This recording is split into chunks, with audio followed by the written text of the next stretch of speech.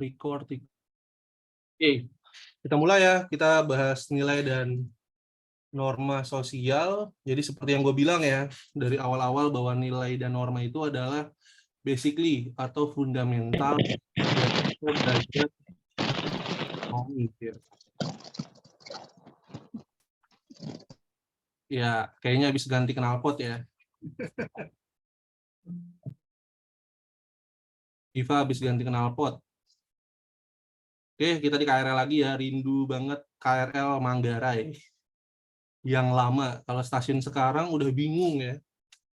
Kalau dari desain stasiun yang sekarang seperti pemerintah lebih pro terhadap warga Cikarang dan warga Bekasi, tidak pro lagi dengan warga Bogor dan Jakarta.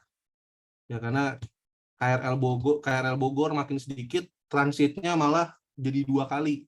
Beda sama orang Bogor dan Cikarang. Ya buat Anda yang orang Cikarang dan orang Bekasi, selamat akhirnya Anda diperhatikan setelah puluhan tahun ya. Oke. Minggu depan di hari Senin gue akan bahas scarcity ya, atau kelangkaan, yang jadi salah satu juga basically untuk ekonomi ya. Dan di sejarah udah gue kasih airdrop video untuk pengantar sejarah ya. Kemudian juga kita sempat bahas sedikit tentang sejarah lisan yang memang agak membosankan ya, dan juga sedikit dan prasejarah. Kita akan kebut-kebutan ya untuk sejarah dan sosiologi. Jadi nanti setelah ini ya kalau misalnya voting airdrop menyatakan airdrop harus ada lagi, ya kan? Nanti gua kasih bom nuklir untuk sosiologi dan semua PPT gitu, dan itu harus dikelarin dalam waktu 1 bulan. Berarti akhir November harus selesai gitu ya. Dan PPT-nya nanti mau nggak mau harus dicatat. PPT sosiologi itu memang nggak terlalu banyak ya, dan materinya itu memang ada agak meluas. Kalau misalnya kita lihat di sini ya, bentar. Kak, ini bab berapa? Ini bab 2. Jadi setelah pengantar sosiologi ya.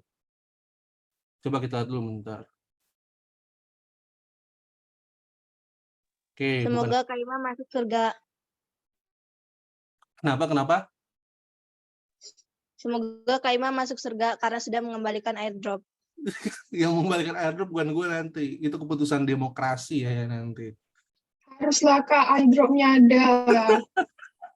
Ya, kita lihat dulu ya. Ini arsip soal untuk sosiologi. Jadi sosiologi itu agak berkembang ya. Jadi kalau dulu tuh mentok-mentok di metode penelitian, tapi sekarang ada bab-bab baru yang harus dipelajari juga ya. Jadi yang harus dikuasai. Dan ini agak kompleks memang babnya. Ini kemarin sempat keluar di SIMAK UI dan UTL UGM. Jadi sekarang dulu itu cuma 13 bab, sekarang nambah. Jadi ada perubahan iklim, perilaku politik dan pemerintahan, industrialisasi dan fenomena kemiskinan ya. Akhirnya dibahas ya kemiskinan. Tadi kemiskinan itu masuknya ke konflik sosial sama stratifikasi. Cuman akhirnya dibikin bab tersendiri gitu. Emang babnya nggak dikeluarin di sekolah, tapi ini gue himpun dari soal-soal yang muncul di SIMAK UI, UTL UGM, dan juga tambahan soal yang gue bikin gitu. Kemudian sini ada masyarakat majemuk multikultural, ini bab lama, cuman akhirnya kita geser ke bab 17. Modernisasi dan globalisasi, kemudian metode penelitian. Berarti yang baru-barunya tuh dari sini kayak ini. Coba bentar, gue lihat dulu ya.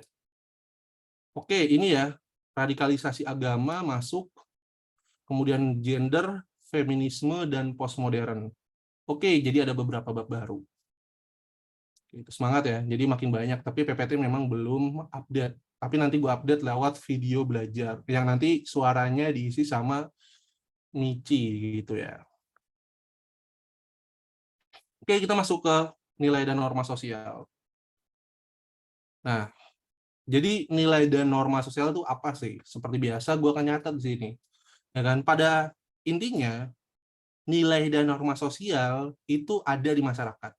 Gitu ya. Jadi nilai dan norma itu ada di masyarakat. Tapi perhatikan di sini adalah bahwa masyarakat tertentu. Jadi nilai dan norma ini ya adalah bagian yang melekat dan mendarah daging di masyarakat tertentu. Nah, artinya apa? Balik lagi, tidak ada nilai absolut di dalam sosiologi.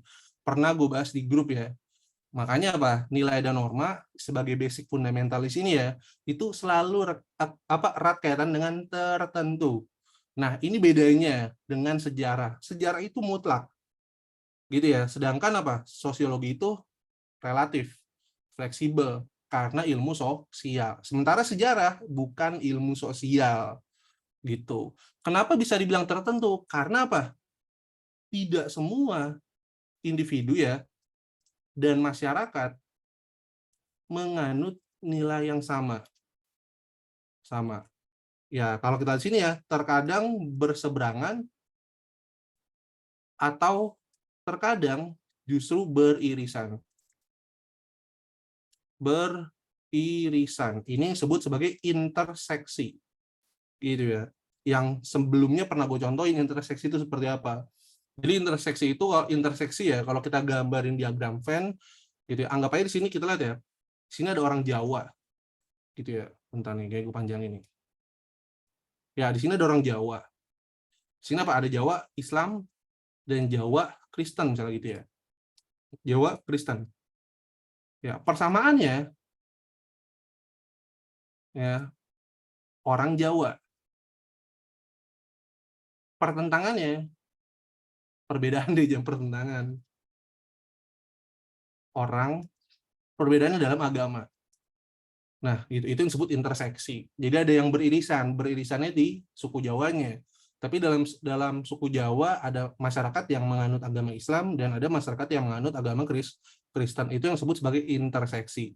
Kemudian mana faktor-faktor atau nilai dan norma yang sangat berseberangan? Itu misalnya apa? Dalam kategori masyarakat kota atau masyarakat desa. Masyarakat kota udah jelas ya, mereka itu sistemnya organik. Jadi apa? Status dan perannya jelas. Tukang sampah ya ada orangnya. Ya kan, kepala sekolah udah jelas pekerjaannya itu. Ya kan? Terus apa? Ustadz pekerjaan juga kalau di kota ya. Tapi kalau di desa ya nggak ada tukang sampah. Ya kan, semua masyarakat berduyun-duyun dia buang sampah. Gitu ya. Atau apa? Ya bareng-bareng buang sampahnya. Dan ustadz di desa itu bukan pekerjaan, tapi status sosial yang diberikan oleh masyarakat. Jadi bedanya kalau di kota itu mengklaim, kebanyakan gitu ya, kalau di kota itu mengklaim lulus kuliah di UNJ, ikut majelis, ya kan, ikut organisasi keagamaan, keluar jadi alumni, masuk lagi tahu-tahu udah jadi ustadz, dipanggil ustadz. Segampang itu jadi ustadz di kota. Gitu ya. Tapi kalau di desa, ustadz ya atau orang-orang yang terpandang dalam sudut pandang agama itu diberikan oleh masyarakat, bukan oleh dia sendiri. Itu contoh nilai dan norma yang beda banget antara orang desa dan orang kota, kayak gitu. Dan kalau kita lihat di sini, perbedaan penerapan nilai dan norma di masyarakat berkaitan dengan kepribadian dan tradisi masyarakat tersebut. Ini disebut primordialism, gitu ya.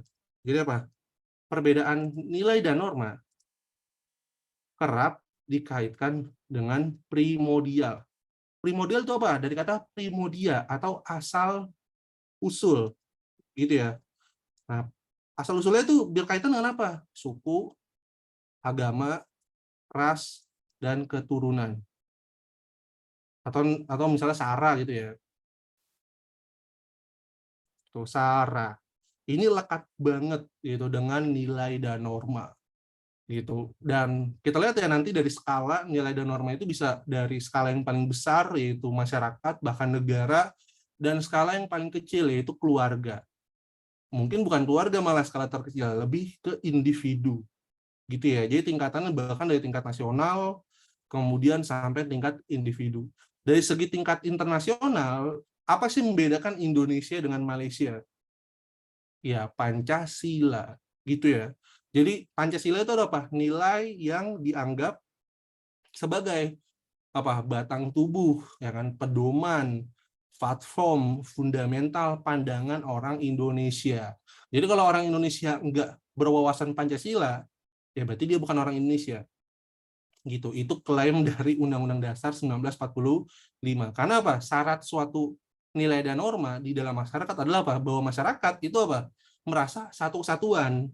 Jadi kalau kita merasa orang Indonesia, otomatis wajib kudu kita paham dan kita mengakui Pancasila. Gitu ya, kawan-kawan. Nah, kita lihat nilai sosial. Jadi nilai itu didefinisikan sebagai prinsip standar atau kualitas yang dianggap berharga, diinginkan oleh orang yang memegangnya. Nah, nilai merupakan kumpulan sikap, perasaan yang diwujudkan melalui perilaku sosial yang memiliki nilai sosial tersebut. Gitu. Dan iya, ini memang sebetulnya agak berbenturan dengan konsep sosiologi yang non etis, yang sebetulnya nggak melihat baik dan buruk gitu. Tapi kenapa sih kita akhirnya melihat nilai gitu ya? Jadi ini perbedaannya. Ya kan? Sosiologi ya bersifat non etis ya, atau tidak memandang baik dan buruk. Why? Ya kan? Karena justru baik dan buruk di masyarakat ya, atau yang kita sebut nilai ini relatif gitu. Jadi karena baik dan buruk itu nggak absolut, relatif, makanya sosiologi itu nggak bisa menilai sesuatu itu dari baik dan buruknya gitu. Contoh misalnya gimana ya gambarannya? Orang Indonesia itu nggak familiar dengan makan makanan mentah, ya kan? Semuanya kita makan, betul, tapi semuanya harus matang. Kebanyakan gitu, ya kan? Bahkan tingkat kematangannya itu pasti well done. Beda dengan orang Barat. Orang Barat makan daging itu umumnya masih setengah matang ya, atau bahkan mentah. Orang Jepang apalagi orang Orang di belahan bagian utara, orang-orang Kanada, orang-orang Eskimo, orang-orang Rusia bagian utara, umumnya mereka makan makanan mentah, gitu ya. Dan ya banyak hal yang kita lihat sekarang itu sebetulnya bergeser. Kayak misalnya kemarin pas gue bahas sejarah, gue udah menjelaskan ya bahwa orang Indonesia yang sekarang dikenal kayak ramah tamah, sopan santun, selalu bahagia gitu kan. Bahkan ada lagunya ya, makan nggak makan, ada bukan lagu ya, tapi ada prinsip di Jawa juga yang bilang mangan orang mangan, yang penting kumpul. Gitu. Jadi yang penting kumpul gitu ya. Tapi pada dasarnya kita lihat bahwa sikap yang kita pegang sekarang itu adalah proses perubahan yang cukup panjang dari aslinya orang Indonesia yang sebenarnya adalah seorang kanibalisme gitu ya. Dan akhirnya kita lihat juga bahwa apa yang kita sebut ramah tamah itu sebatas paradoks. Kalau sekarang ramah tamahnya orang Indonesia sekarang merujuk ke bullying, merujuk ke ya membenarkan pelecehan seksual, terus apa lagi menggampangkan depresi seorang anak, terus apa lagi pernikahan dini, macam-macam sesuatu yang sekarang sebetulnya dalam sudut pandang global dan modernisme itu udah nggak bisa lagi ya kan digunakan oleh orang-orang Indonesia. Makanya konsep budaya itu kalau kita lihat ya kan kita pelajari secara penuh bahwa budaya yang baik itu adalah budaya yang berubah, bukan yang dilestarikan. Jadi memang ketika kita memang tujuannya itu untuk memegang budaya itu harus berubah, harus beradaptasi, bukan justru kita melestarikan sesuatu yang kuno. Makanya gue agak aneh, ya kan, gue selalu bilang ya kan, ketika kita menjalani tradisi yang turun-temurun dan gak ada perubahan, di situ adalah stagnasi. Bahkan ketika ada perubahan yang sudah maju, di situ bukan stagnan lagi, tapi regres atau kemunduran. Contohnya budaya ospek di Indonesia yang setiap tahun pasti kedengeran ada perpeloncoan. Setiap tahun disuruh bawa barang yang aneh-aneh. Di saat negara tetangga kita, Singapura dan Malaysia, ketika mereka kuliah, mereka itu ospeknya disuruh turun ke jalan, bantuin masyarakat secara langsung. Karena belum tentu seumur hidup mereka dari SD sampai SMA bantuin masyarakat. Gitu. Bahkan mungut sampah aja, mungut sampah ya, sama jangan buang sampah sembarangan, itu disosialisasiin dari tingkat SD, SMP, SMA, kuliah. Jadi itulah yang akhirnya tertanam di pikiran orang-orang Singapura. Itu orang Singapura itu biasa mendapatkan kebijakan yang tangan besi. Kenapa tangan besi? Karena sanksinya itu nggak main-main. Gitu. Jadi dalam tatanan sosial, dalam klasifikasi nilai dan norma hukum atau yang tertulis oleh manusia itu derajatnya lebih tinggi dari norma agama. Kenapa? Karena sanksinya diterima langsung. Gitu ya. Beda dengan norma agama. Sekarang kalau Anda berzina, ya kan? Itu kan relatif, bisa jadi Anda dihukum di akhirat, bisa jadi enggak. Kalau tiba-tiba taubat, ya kan? Belum tentu kan? Tapi apa? Kalau Anda ketahuan selingkuh dari pasangan Anda dan kemudian pasangan Anda merasa tidak terima, kemudian dia lapor ke polisi, udah pasti kena pasal. Nah, itu makanya gue bilang ya, nilai dan norma agama, nilai dan norma hukum yang tertulis ya, hukum tertulis atau hukum negara itu lebih tinggi dari hukum agama dari sudut pandang sosiologi gitu. Dan contohnya gimana? Ya kan di Singapura, ya kan denda untuk buang sampah itu berapa? Berapa? Ada yang tahu nggak? Perselingkuhan ada pasalnya ya? Ada. Berzina justru nggak ada. $1 juta bukan nggak?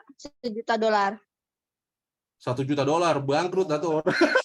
$1 juta mah udah Emang enggak?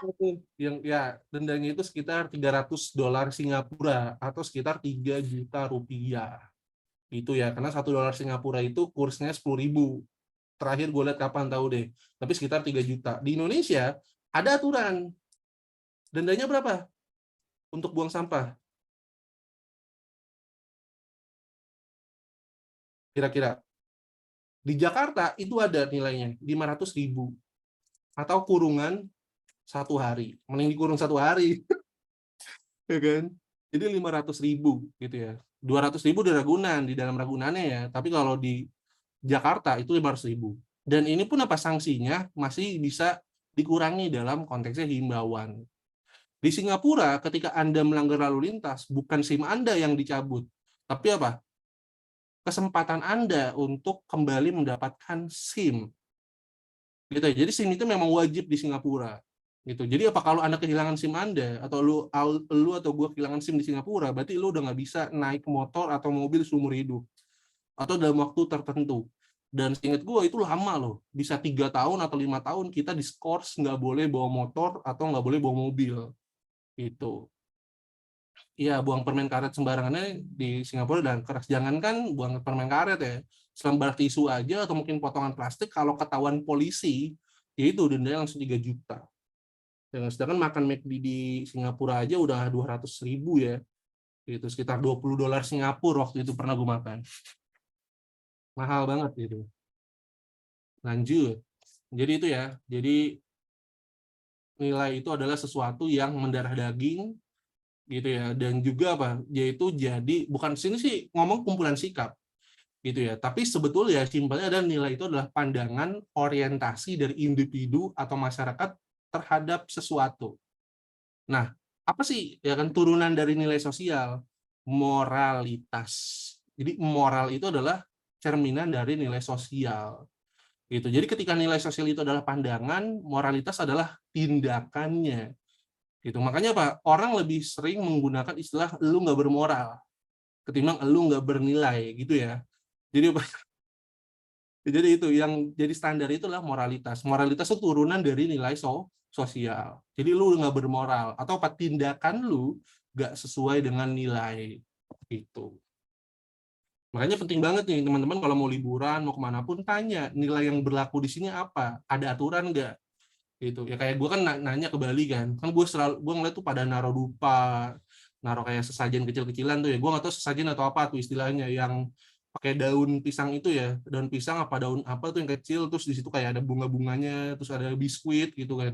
Gue tanya ini boleh diinjek gak? Gitu dibilang apa? Oh ini nggak apa-apa diinjek. Gitu yang penting jangan ditendang. Ya kan, karena kan kalau diinjak itu kan istilahnya mungkin membumi gitu ya. Ya, tapi kalau ditendang kan menyingkirkan. Nah, itu yang nggak boleh gitu. Nah, terus kan juga sempat ya dari Real Madrid, barisan Real Madrid di Jakarta itu sempat mengkritik orang-orang Bali ya kan yang apa? Ya, yang melilit kain pohon-pohon. Gue memang ngelihat banget di setiap pohon-pohon yang ukuran cukup besar itu biasanya disarungin ya, dikainin kayak gitu. Nah itu dibilang apa? Kenapa kainnya nggak dikasih orang miskin? Katanya begitu, ya kan? Dan gue memang nggak sempet tanya, tapi sempat nyari tahu. Jadi gue nggak nanya langsung ya, tapi gue sempat nyari tahu, ya kan? Itu sebetulnya pandangan lagi, ya kan? Kenapa sih orang Islam mengharamkan babi misalnya? Kan kita lihat ya, bisa kita lihat dalam hadis, bisa kita lihat dalam apa? Ya, dalam fikih, ya kan? Hadis bilang apa? Ya, kita misalnya itu ya tadi apa, dilarang memakan babi, ya kan, itu berkenaan dengan apa, karakter dari babi tersebut. Itu pun sama ketika kita nggak boleh makan apa, hewan-hewan liar, ya kan, hewan-hewan bertaring gitu ya. Itu lebih ke tidak menerima sikapnya gitu. Jadi kayak ada turunan bahwa ketika kita makan babi, kemungkinan sikapnya akan menurun. Itu pun dijelaskan dalam fikih. Gitu. Tapi orang Bali itu punya pandangan yang berbeda dalam menyikapi kenapa mereka nggak makan sapi, gitu ya. Bukan karena ujuk-ujuk misalnya karena memang ada dewanya yang berbentuk sapi, gitu, atau sapi itu kendaraannya dewa Siwa, bukan. Tapi sapi itu adalah hewan yang paling berguna bagi orang-orang Hindu. Gitu. Turunannya apa? Krishna yang ngomong. Karena Krishna semasa kecilnya itu apa? Selalu hidup dengan sapi. Ya kan? Semua bagian sapi itu bisa digunakan. Dari apa? Dari susunya, ya kan? Dari apa? Tenaganya, ya kan? Bahkan kulitnya banyak gitu. Tapi kenapa kok nggak makan dagingnya? Gitu ya. Jadi apa? Ya karena sapi, bukan sapi aja loh, gunung, ya kan, pepohonan yang memberikan kehidupan bagi orang-orang Hindu, ya kan, itu dihormati. Lebih gampang adalah dilestarikan gitu. Jadi apa tujuannya, biar ya salah satunya biar kita nggak rakus. Ingat dalam ekonomi, ya kan, apa, resource terbatas diperebutkan dengan kebutuhan manusia yang tidak terbatas gitu. Ya gitu ya. Terus nilai, di sini nilai itu ada menurut Robert M.S. Lawang, kemudian Notonegoro, gitu. Jadi Notonegoro yang paling umum. Gitu. Sebetulnya ya, kalau misalnya balik lagi ke nilai vital, nilai kerohanian, kebenaran segala macam, memang nggak pernah spesifik ini dibahas di soal. Tapi kadang keluar. Ya, umumnya yang keluar itu sebetulnya kebanyakan dari 3 macam ini nih. Yaitu nilai material, nilai vital, dan nilai kerohanian. Nah, gue nggak bisa bilang hafalin ya, tapi pahamin aja 3 nilai ini. Selain 3 nilai ini, berarti apa? Masuk ke nilai kerohanian. Dan rohani ya, rohani itu bukan sesimpel pandangan agama, bukan. Pandangan budaya itu juga masuk rohani, ya kan? Pandangan baik dan buruk rohani juga sih, ya kan? Kemudian bagaimana kita melihat sesuatu berdasarkan apa ya, simpati dan empati itu juga rohani.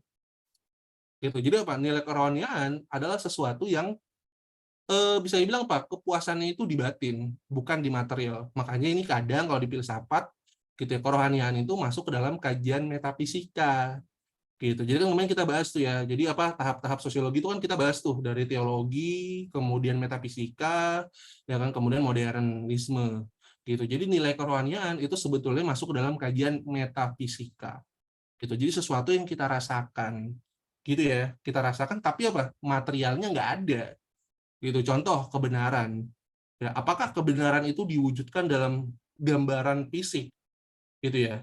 Ketika kita misalnya melihat nih, misalnya buku ini baik, bagus dan jelek, memang kita melihat fisiknya, tapi pandangan jelek dan bagusnya itu bukan dari kita melihat bukunya, tapi apa yang kita rasakan dari bukunya. Itu yang disebut rasa gitu. Itu yang disebut rasa. Jadi rasa dan karsa gitu. Nih gue kasih tahu ya. Roso dan korso kalau kata orang Jawa ya. Rasa dan karsa. Gitu. Jadi apa? Nilai ya dibentuk dan dicerna dalam sudut pandang rasa itu adalah batin ya, dan karsa itu apa? Bukan batin, tapi apa? Sentuhan gitu. Ini kita ganti jangan batin deh, perasaan. Oke, itu ya. Ini jarang banget didengar ya, rasa dan karsa itu. Kemudian di sini ada nilai keindahan, sama nilai keindahan itu bersumber dari rasa, nilai moral juga dari rasa, dan nilai religius pun dari rasa. Gitu. Ketika kita menangis mengingat Tuhan, ketika kita menangis mengakui dosa-dosa kita, ya kan, itu adalah sesuatu yang bukan kita rasakan secara materi, tapi dari perasaan kita, dari rasa yang kita alami. Gitu. Makanya apa? Mendefinisikan asam, pahit, manis, dan pahit, ya kan, itu tidak bisa dari suatu benda apapun. Ya kan? Apakah pahit itu pasti cair? Apakah pahit itu pasti padat? Apakah pahit itu berbentuk gas? Nggak bisa. Itu pahit, manis, asam, dan garam itu adalah sesuatu yang dirasa. Itu atau apa diserap oleh manusia. Begitupun keindahan, kebenaran, moral, religius. Tapi nilai material, nilai vital itu adalah sesuatu yang secara fisik bisa kita lihat. Secara fisik bisa kita rasakan juga. Gitu. Jadi apa? Bedanya tadi gue bilang karsa dan rasa itu lebih ke bentuk. Gitu. Jadi apa? Ada benda material, ada benda vital yang nggak bisa kita rasakan. Dan sebaliknya ada benda material, ada benda vital yang bisa kita rasakan. Kita lihat nilai material segala sesuatu yang berguna bagi jasmani atau unsur fisik manusia. Nilai vital segala sesuatu yang berguna bagi manusia untuk melakukan suatu kegiatan aktivitas. Keduanya sama, tapi apa? Nilai material belum tentu vital. Nilai vital sudah pasti material. Gitu. Kenapa? Vital itu misalnya gimana? Mobil, kalau misalnya klasik ya, dari 2016 gue selalu bilang bahwa mobil butuh bensin untuk bergerak. Itu nilai vital. Jadi apa? Ada saling kebutuhan. Ya kan? Kemudian apa? Apa materialnya? Materialnya adalah bensin dan mobilnya. Udah itu. Ya kan? Kemudian apa? Manusia butuh makan. Manusia butuh kasih sayang. Manusia butuh pasangan. Ya kan? Manusia butuh rasa baper yang tercipta dari sentuhan, misalnya laki-laki yang menyentuh perempuan atau perempuan yang membisikkan kata cinta ke laki-laki gitu. Ya itu nanti menimbulkan rasa. Itu vital, rasa saling kebutuhan. Tapi apa? Itu material. Tapi material belum tentu apa kita butuh. Contoh apa? Apa contohnya? Mobil yang selalu kita taruh di garasi tapi nggak pernah kita pakai untuk kebutuhan sehari-hari kita. Dan barang-barang yang cuma kita jadikan pajangan. Ya kan? Terus apa lagi? Kita datang ke sekolah tapi cuman apa? Datang aja. Gitu. Waktu itu sesuatu yang bentuknya fisik, terukur. Ya kan? Diukur oleh apa? Oleh jam. Ya kan? Ada usul-usulnya kronos gitu, ya kan? Dari situ kita lihat apa? Bahwa kadang kita melihat waktu itu sebagai suatu material, tapi bukan kebutuhan vital. Ya kan? Jadi kita lebih banyak tidak mengetahui waktu kita itu kita gunakan untuk apa. Tapi kita selalu tahu bahwa kita tuh punya waktu. Nah, jadi ya jadikanlah waktu Anda sebagai kebutuhan vital Anda. Oke, teman-teman? Yes, oke. Nilai kebenaran, ini udah gue bahas tadi ya, jadi tinggal baca aja. Lanjut. Oke, ciri-ciri nilai merupakan hasil interaksi terbentuk melalui proses belajar, merupakan bagian dari usaha pemenuhan kebutuhan sosial manusia. Itu lagi bervariasi antar kebudayaan yang satu dan yang lain. Kemudian, tolong jangan bawa peranan percinan, Kak. Gue hari ini lagi mencoba bangkit dari dia. Adit, bukan Anda saja. Banyak yang menunggu itu, termasuk Naura, ya kan, Tin Sutina, itu menunggu tips dari saya. Gitu ya. Jadi, tolong Adit, tenang, nanti gua kasih tips juga untuk melupakan dia.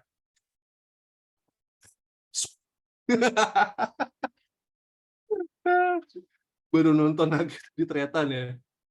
Oke tadi ya, ciri-ciri nilai ini, ya kan, kalau kalian baca, ya kan, intinya apa? Dilihat dalam 3 hal aja, gitu ya. Jadi gimana sih nilai itu terbentuk? Ya kan. Pertama, nilai itu apa? Berproses, gitu ya. Berproses dari proses interaksi sosial, ya kan, yang membuat suatu kesepakatan ya, kesepakatan. Ya, terus apa? Kesepakatan ini disetujui oleh kedua pihak atau pihak-pihak lain yang menjadi pandangan bersama. Kemudian apa? Dipelajari lewat proses sosialisasi. Nah, ini disebut penanaman atau internalisasi ya, nilai dari generasi satu ke generasi lainnya. Sampai kapan? Ya kan? Sampai disepakati nilai dan norma yang baru. Oke, ini ya 3 terakhir. bervariasi antar kebudayaan, dapat mempengaruhi perkembangan diri seorang baik positif maupun negatif, cenderung berkaitan antara satu dengan lainnya, dapat mempengaruhi kepribadian individu dan masyarakat. Itu masuk ke nomor 2 ya. Ya kan? Pertama apa? Beragam bentuknya. Karena apa? Karena masyarakat, budaya, ya kan, dan bahasa memiliki perbedaan yang cukup luas. Sehingga nilai pun tidak bisa dianggap absolut, ya kan? Cenderung relatif. Itu ya. Jadi cenderung relatif. Karena apa ya? Karena nggak semua masyarakat sepakat dengan nilai yang kita anut. Gitu ya. Jadi apa? Bagi orang-orang Jaksel, bagi gua orang Depok yang udah biasa ya melihat seks bebas, melihat K-popan, melihat ya orang-orang komunis, orang-orang radikal di kampus, ya karena memang UI itu kampus liberal ya, kampus terbuka, gambaran banget Indonesia gitu ya. Jadi gue menganggap hal itu biasa, meskipun dalam sudut pandang gue nggak menerima itu gitu. Tapi kalau akhirnya gue sampai ke rumah ya kan, atau gue sampai ke lingkungan yang tidak ya membenarkan itu ya kan, ya di situ kita lihat bahwa tidak ada tempat bagi nilai seperti itu ya kan. Itu menunjukkan bahwa nilai dan norma itu ya kan, itu sesuatu yang variatif dan kita harus menerima itu. Sama seperti kita harus menerima bahwa orang Indonesia itu punya agama yang macam-macam gitu. Jadi nggak boleh itu kan mentang-mentang kita mayoritas ya kan, kita melarang orang untuk beragama, kita melarang orang untuk menyembah Tuhan gitu. Kenapa? Harusnya ya kan kita bersyukur mereka masih mau bangun gereja, artinya apa? Mereka masih menyembah Tuhan gitu. Kita lebih kita ya kadang ya kan, orang-orang kita ya, mayoritas dari kita ya kan lebih suka ya kan orang yang menyembah Tuhan itu sulit menyembah Tuhan ketimbang orang-orang yang tidak menyembah Tuhan atau orang-orang ateisme ya gitu, orang-orang non teis gitu ya, mereka bisa bebas coki misalnya. Tapi bukan berarti orang-orang non teis atau ateis ini perlu dimusuhi, bukan. Tapi harusnya ya udah kita menerima bahwa itu emang ada dan ya udah gitu. Asalkan tidak terjadi di internal kita gitu. Ya kan? Nah, ini bolak-balik dulu dikasih ya materi ini pas gua dulu sering sholat Jumat di UI ya. Jadi memang materi ini kadang dibawa oleh dosen sosiologi ketika dia jadi khotbah Jumat gitu. Jadi kalau di UI ya, kalau di masjid utama itu pasti yang ceramah itu minimal S3 atau mungkin S2, tapi dia udah jadi dosen. Jadi bukan orang-orang sembarangan. Jarang banget ngundang ustadz dari luar, tapi biasanya akademisi dari UI itu sendiri. Nanti dia ceramah, dia hubungin dengan fenomena yang terjadi di Indonesia, gitu ya. Yang kadang ada error sih biasanya kalau dari dosen sastra Arab, karena sastra Arab yang harusnya isinya ya cuma belajar bahasa, sekarang malah jadi kayak pendidikan agama menurut gue kalau di FIB ya. Jadi makanya kalau gue dengar cerita dulu ya, mungkin sekitar 10 atau 20 tahun yang lalu, di dalam sastra Arab tuh ya ada orang Kristen, ada orang Buddha segala macam, karena memang cuma belajar bahasa. Tapi sekarang kayak bawa-bawa agama segala macam. Jadi ya itulah. Kelihatan dari mana? Ospeknya suruh pakai gamis, ya kan, suruh pakai pakai kayak burko gitu. Terus kayak bawa nemtek yang bentuknya itu kayak unta gitu kan. Wah, itu kan udah benar-benar Arab sentris banget ya. Bukan Arab sih, itu malah lebih ke agama banget gitu. Jadi buat Anda yang masuk sastra Arab, ya, jadi siap-siap mungkin Anda akan ditanya, Anda aliran mana? Woi. Lanjut. Nah, ini ya bentuk nilai sosial. Nilai dominan, nilai mendarah daging. Masih sesuatu yang kita lihat klasik. Kita lihat nilai dominan, nilai yang dianggap lebih penting dari nilai lainnya. Ukurannya dominan atau tidak dasarnya pada hal berikut. Misalnya, nilai dominan ya, berarti banyak orang yang menganutnya, lama nilai itu digunakan, tinggi rendahnya usaha, prestise atau kebanggaan. Atau kita sebut privilege gitu ya. Jadi nilai dominan itu lebih ke menitikberatkan kepada siapa ya kan, atau seberapa banyak orang menganut nilai tersebut gitu, bukan seberapa penting ya kan nilai itu digunakan. Nah, sedangkan beda dengan nilai yang mendarah daging, nilai yang mendarah daging itu bukan diukur dari seberapa banyak orang yang menggunakan nilai tersebut. Tapi apa? Ini nilai yang lebih ke terisolasi atau apa? Sudah ditanamkan dari lahir. Gitu ya. dari lahir. Kenapa gue bilang dari lahir? Karena apa? Biasanya baru lahir aja orang udah diajanin. Itu kan berarti udah apa, kita udah memasukkan nilai bahwa Anda itu orang Islam, Anda itu orang Islam. Oke, jadi apa? Dari lahir dia udah nggak boleh nolak, atau bukan Anda sudah saya ajanin, ya kan, sudah, ya meskipun nggak tahu dia ngerti atau enggak, ya udah diajak syahadat gitu ya. Itu contoh nilai mendarah daging.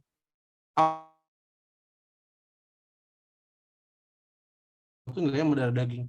Atau mungkin bukan itu aja.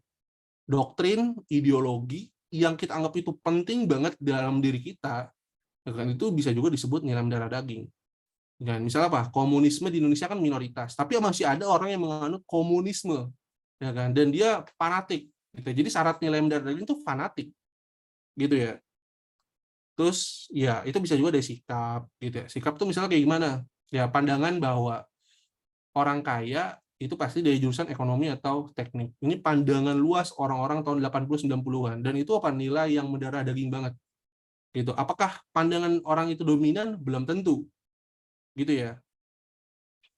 Kalau contohnya dominan itu apa? Ya kan? Contohnya dominan adalah ketika Anda memilih Presiden Jokowi. Ya, Jokowi adalah nilai dominan gitu ya. Jadi nilai dominan itu bukan dilihat dari baik buruknya, bukan dilihat dari seberapa lekat dia di diri lu, ya kan, tapi seberapa banyak orang yang menganutnya. Gitu ya. Jadi nilai dominan itu lebih ke berapa banyak populasi, sedangkan nilai mendarah daging itu mungkin lebih intim ya. Ya kan? Lebih mengena gitu dalam diri individu. Sedangkan nilai dominan itu lebih ke kelompok sih menurut gue. Gitu ya. Jadi siapa yang paling banyak itulah dominan. Tapi siapa yang paling, tapi di dalam dominan sendiri ya, misalnya dalam satu individu itu mungkin dia punya nilai mendarah daging gitu. Islam karena dari lahir, bukan Islam karena pilihan, tapi seharusnya dikasih pilihan dalam kebebasan meluk agama nggak sih Kak? Jadi ketika suatu saat pindah agama yang nggak boleh dijudge karena itu pilihan mereka. I see, yes. Yes, betul banget. Jujur ya kan, gue itu salah satu orang ya kan yang outliner untuk masalah agama gitu. Gue itu ngaji ngaji di lingkungan rumah gue itu cuma sampai SD kelas 5. SD kelas 5. Itu kenapa gue nggak ngaji lagi di lingkungan sekitar gue? Ya kan, karena gue di stereotype, ya kan, gue dibullying, ya kan, gue di stigma sebagai orang pendatang. Gitu ya. Jadi gue nih tiap ngaji nih misalnya kayak pulang terus gue kayak diikat gitu ya, terus gue digulung tuh pakai karpet gitu ya, hanya karena gue orang Jawa, ya kan. Terus gue kalau tiap gue keluar nih ya kan pulang ngaji, gue pasti lari tuh karena gue ditimpukin tuh, kadang ditimpukin pakai batu, kadang ditimpukin pakai beling, kadang ditimpukin pakai sajadah gitu kan, dan dan selalu dipanggil Jawa Jawa Jawa gitu, Jawir Jawir Jawir, ya kan. Dan itu apa, masih terjadi sampai sekarang. Cuman bedanya cuman bedanya mungkin nggak sekental sekarang, karena apa, lingkungan gue sekarang lebih banyak orang Jawa ketimbang orang pribuminya gitu. Dan akhirnya gue belajar agama itu cuma di sekolah gitu ya. Jadi gue baru bisa baca Al-Quran itu SMP kelas 2 gitu, karena saking gue itu nggak pernah ke masjid gitu, gue cuma sholat di rumah. Jadi SMP akhirnya gue kenal guru namanya Arif Budiman gitu ya. Kebetulan memang dia orang NU gitu kan. Jadi gue belajar agama, terus gue mulai bisa baca Al-Quran tuh SMP. Nah, bahkan dari SMP ke SMA gue sering banget hatam Al-Quran. Jadi hampir setiap tahun gue hatam Al-Quran ya. Makanya gue bisa ngitung mungkin gue tamat hatam Al-Quran tuh 7 kali. 7-8 kali. Gitu ya. Ya orangnya nggak tahu nyesel atau enggak ya, tapi generasi sama kayak generasi gue, dan sekarang ya kebanyakan jadi tukang ojek. Gue nggak merendahkan tukang ojek, ya, tapi apa, dalam konteks Gojek atau tukang ojek itu sebetulnya kayak cara terakhir kita untuk mencari pekerjaan yang paling mudah. Dan kebanyakan orang yang dulu rasis terhadap gue ya, sebenarnya bukan rasis sih, ya kan, dia itu stereotype gitu ya, nasibnya kayak gitu sekarang ya. Balik lagi ya, ini kita nyari contoh ya. Baik lagi, akhirnya ketika lulus kuliah, gue menemukan sesuatu yang beda. Kalau dulu di SMA, gue itu kan semua itu dibiasakan. Kayak misalnya apa, ya udah pasti orang apa kayak pasti pelajaran agama. Kemudian udah pasti ya kita pembiasaan ya baca Quran tiap Jumat. Kemudian udah pasti sholat zuhur, sholat isya. Tapi ketika gue kuliah, gue nggak menemukan itu. Lu bayangin ketika kuliah gue nggak menemukan itu. Nggak ada sesuatu yang diwajibkan terkait agama. Hanya moralitas. Nggak boleh ngerokok, nggak boleh. Ya, di kampus nggak boleh ngerokok. Di lingkungan umum. Nggak boleh terlibat kasus seksual, jelas. Nggak boleh kriminal, iya. Tapi apakah lu nggak boleh sholat di sekolah? Apa di kampus? Nggak apa-apa.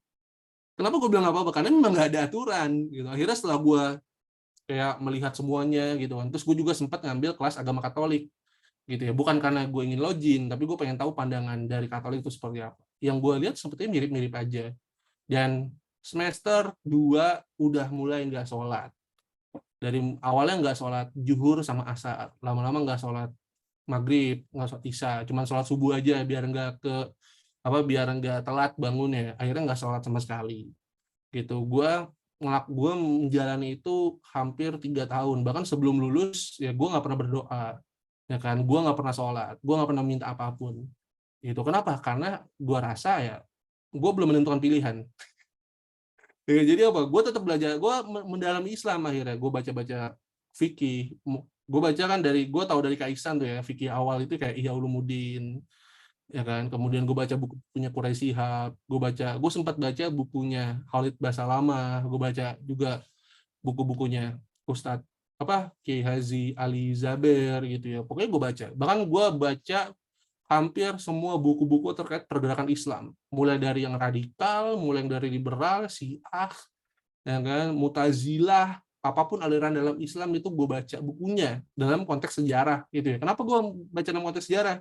Karena lebih jujur ketimbang buku-buku yang ditulis berkaitan dengan dengan nilai gitu ya. Kan kadang kayak menganjurkan ini, menganjurkan itu kayak menurut gua kayak lebih ke sudut pandang yang subjektif. Tapi ketika kita melihat sejarah, kita melihat bahwa waduh, ternyata Islam yang misalnya Islam yang kita lihat sebagai sesuatu yang kayak benar-benar aja, tapi di masa lalu itu ya sering berperang hanya demi sebidang tanah. Bahkan perperangan Islam dengan Kristen itu nggak banyak.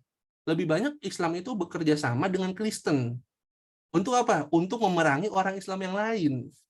Silahkan baca sejarah awal Islam banget dari perang antara dinasti Umayyah dengan dinasti istri Nabi Muhammad, Fatimiyah.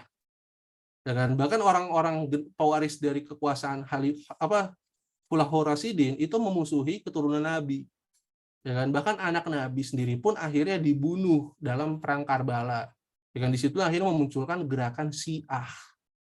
Ya, jadi gerakan Syiah itu berawal dari dukungan terhadap keluarga Nabi Muhammad yang berawal dari Ali bin Abi Thalib, kemudian ya anaknya ya kan Hasan dan Husain yang kemudian akhirnya terbunuh ya kan oleh penguasa dinasti Umayyah, ya kan. Dan situ akhirnya kita lihat bahwa gerakan Syiah ya kan sebetulnya awalnya dari gerakan pendukung Ali, kemudian pendukung Husain, ya kan.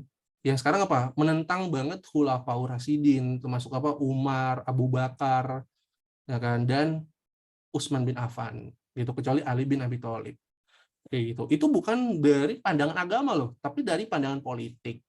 Dan kemudian muncul yang namanya kayak Khawarij, ya kan. Kalau misalnya di dalam Kristen itu ya ada Ordo Jesuit, ada Kesatria Templar, wah banyak banget, ya kan. Bahkan Injil aja bermacam-macam, ada Injil Barnabas, ya kan, ada Barnabas, sorry ya, ada Injil Koptik, ya kan. Bahkan Islam pun Kristen pun bercabang-cabang. Di Amerika sendiri ya, kalau teman-teman paham, ya kan, agama Kristen itu didasari bukan dari ya kan pandangan atau sudut pandang agama, tapi warna kulit.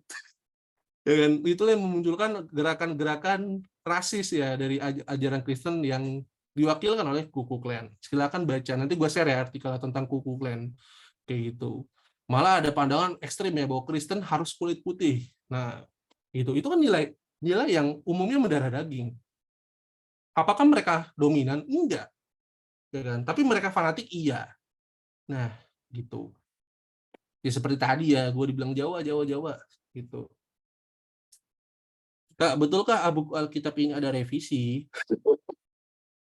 Ya, gue nggak tahu ya. Tapi kan ada perjanjian lama dan perjanjian baru. Ya kan, bahkan ya jujur aja ya kan, kalau kita bisa lihat ya kan, Al-Quran memang dijaga sama Allah gitu kan. Tapi apakah Allah pernah menyarankan untuk membukukan Al-Quran?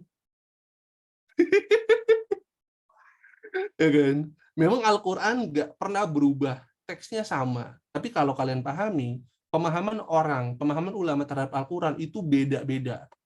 Jadi apa bedanya? Ya kan? Jadi apa? Sumber teks Al-Qurannya sama. Tapi apa? Untuk menafsirkan Al-Quran itu beda-beda. Ayat ini ada ulama yang bilang begini. Ayat ini ada yang bilang ulama satu begini. Ya kan? Gitu. Padahal Nabi Muhammad itu jelas, carilah yang paling mudah. Tapi banyak ulama yang bilang carilah yang paling sulit. Kenapa? Biar kelihatannya agak heroik gitu ya. Makanya apa? Untuk urusan jihad aja ya, apa? Teman gue ya, ini benar-benar teman gue ya, teman gue banget gitu. Jadi di awal semester 1 sampai semester 5, gue itu bener-bener bareng sama dia. Semester 3 gue bareng banget sama dia. Dia selalu nungguin gue nih tiap jam 7 di stasiun UI. Ya kan, kita beli pancong bareng gitu ya. Pancong 7.000 tuh yang rasa kismis, rasa kelapa segala macam tuh ada kan di Barel. Ya kan, di bawah jembatan aborsi. Itu dia selalu ngasih gue. Gue bahkan selalu dikasih kunci apartemen dia untuk nginep gitu kalau gue kecapean. Tapi di semester 4, semester 5 gue mulai jauh dari dia. Karena dia akhirnya menerima sesuatu nilai yang mendarah daging, yang nggak dominan diakui oleh masyarakat Indonesia. Apa? Jihad. Jihadnya apa? Jihad dalam konteks perang, gitu, fisabilillah, gitu, perang suci. Ya kan? Dia udah nabung, tujuan dia tuh pengen ke Suriah. Itu bahkan dia ngajak gua. Ya kan? Dia ngajak gua serius, ya kan? Ya gue bilang apa? Ya pandangan gua terhadap jihad itu nggak kayak gitu. Ya kan, dengan gue dianjing-anjingin sama bibi gue gara-gara keluarga gue punya utang, ya kan, dan gue berusaha membayar itu, ya kan, itu gue sebut jihad. Dengan gue hadir di sini bersama kalian, gue pun jihad kayak gitu. Dan gue bukan orang yang memandang matematika itu ilmu dunia, sedangkan hadis dan fikih itu ilmu apa? Ilmu akhirat. Fikih sendiri pun itu bersumber dari pemikirannya Umar bin Khattab, teman-teman. Ya kan? Itu apa? Ilmu logika, filsafat, ya kan? Bagaimana Umar bin Khattab ya kan melihat kondisi yang berbeda, ya kan? Dari perbedaan tafsir Al-Qur'an. Itu yang disebut sebagai fikih. Gitu ya. Coba, apakah itu ilmu dunia juga? Isi dunia juga kalau bilang itu. Tapi apa? Akhirnya gue menyadari setelah gue belajar waktu itu di pesantrennya Kiai Haji Hasyim Muzadi ya. Jadi gue dulu sempat nangis banget pas Kiai Haji Hasyim Muzadi itu meninggal. Ya kan, gue bahkan juga belajar dari banyak orang ya. Ya kan, gue belajar dari Muhammadiyah juga. Ya kan, gue belajar dari Salafi juga. Gue belajar dari NU juga gitu ya, banyak. Ya kan? Sekarang orangnya di mana, Bang? Sekarang orangnya mana? Sekarang orangnya pesantren. Di mana? Di Gunung Sindur. Pesantrennya Abu Bakar Ba'asyir yang sempat kemarin didakwa vonis teroris karena mendalangi bom Bali 2. Bayangin. Jadi memang dia masih betah ya dengan tujuannya. Cuman sekarang bingung dia mau jihad kemana gitu, karena udah mulai mereda nih, ISIS udah kebantai sama Rusia, ya kan. Kemudian Suriah juga udah nggak terlalu banyak perang karena Amerika udah angkat kaki juga dari Afghanistan. Jadi mungkin bingung nih mau jihad kemana, ya kan. Mau jihad kemana sekarang bingung mungkin ya. Jadi mungkin lagi waiting list gitu ya. Mungkin nanti ada fenomena yang berhubungan dengan jihadis, mungkin dia nanti datang gitu ya. Gitu. Ya gue selalu bilang sama teman-teman ya bahwa gue tuh nggak pernah membeda-bedakan gue berteman dengan siapa, gue berteman dengan siapapun, ya kan. Gue berteman dari yang bercadar sampai nggak pakai baju sekalipun, gue berteman dari yang komunis sampai liberal, gue berteman dari yang orang yang katanya pengen nasionalis sampai internasionalis, ya kan. Gue berteman dengan semua orang, meskipun gue menempatkan teman itu adalah diri gue sendiri. Jadi gue berhubungan dengan banyak orang, tapi pada akhirnya gue menentukan siapa nilai yang cocok bagi gue itu berdasarkan diri gue, gitu. Jadi gue bener-bener orang yang nggak sahabat cuman beberapa, kebanyakan cewek gitu ya. Tapi kenapa gue nggak sahabat sama laki-laki gitu, atau gue apakah gue nggak punya sahabat laki-laki? Punya cuman 2, tapi kebanyakan gue nggak terlalu berinteraksi dengan laki-laki. Karena apa? Dengan laki-laki yang sekarang gue lihat atau waktu kondisi gue kuliah dulu, dengan nggak mencerminkan mereka itu punya tanggung jawab gitu.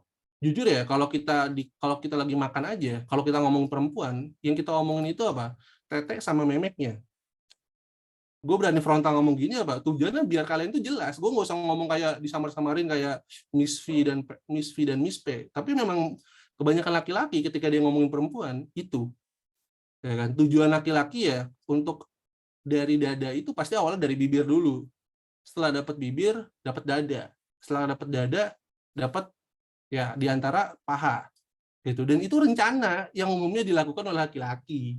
Gitu. Jadi kalau Anda sudah dapat fase yang bibir, hati-hati. Itu. Gue selalu bilang hati-hati ke teman-teman gue. Kenapa? Perempuan itu akan ketergantungan terhadap seks ketika dia sudah dapat.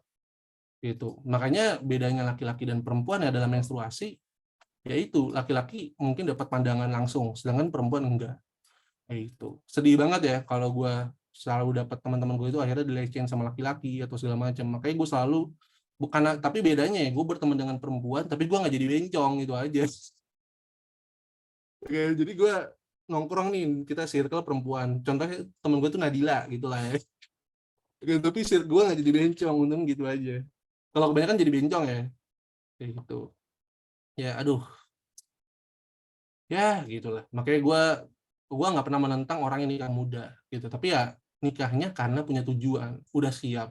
Ya, tapi kalau nikahnya tujuannya laki-lakinya pengen ngajak kalian nikah muda ya, karena tujuannya biar kita halal, biar kita kalau ngapa-ngapain itu nggak dosa, ya udah, baik lagi tujuan dia itu bukan diri Anda, tapi tujuan dia itu adalah memuaskan batangnya gitu.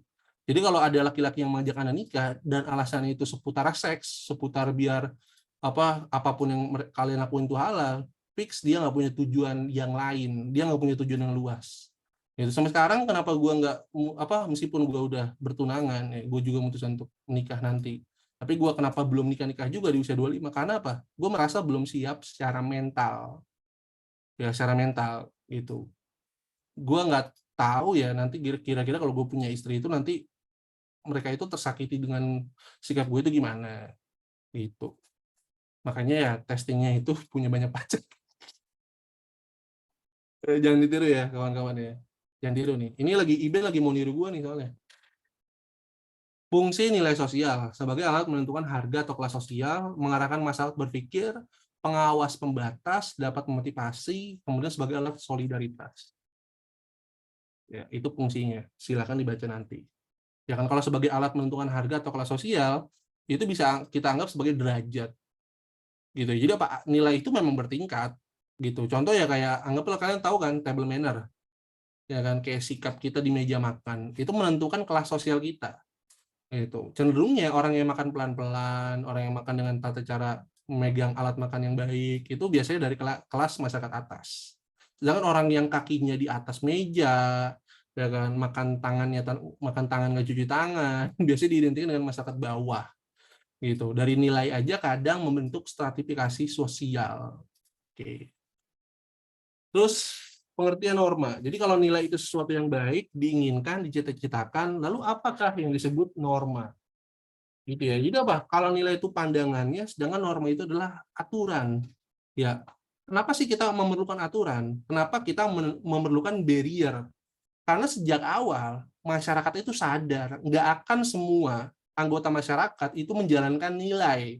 Nah, orang yang nggak menjalankan nilai itu disebut deviator, deviasi, ya kan, deviation atau penyimpangan sosial. Jadi penyimpangan sosial itu terjadi ketika seseorang tidak tidak mengambil, tidak mematuhi nilai dan norma.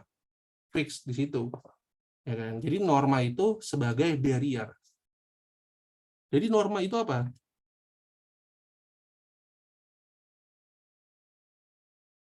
Ya, norma itu apa? Pembatas moralitas. Ya kan? Agar apa? Individu menjalankan nilai yang dianut kelompok atau masyarakatnya. Ya kan? Ya, ketika masyarakat melanggar norma, ketika anggota ya, norma itu gimana? Ya, ya mereka melakukan penyimpangan. atau yang dikenal sebagai deviasi atau apa? Deviation. Oke, sip. Jelas ya? Lanjut. Nanti gue kirim catatannya ke itu. Susilo. Ini kayak Susilo masuk keluar ya. Jaringannya jelek banget. Oke, daya ikat Roma, daya ikat norma.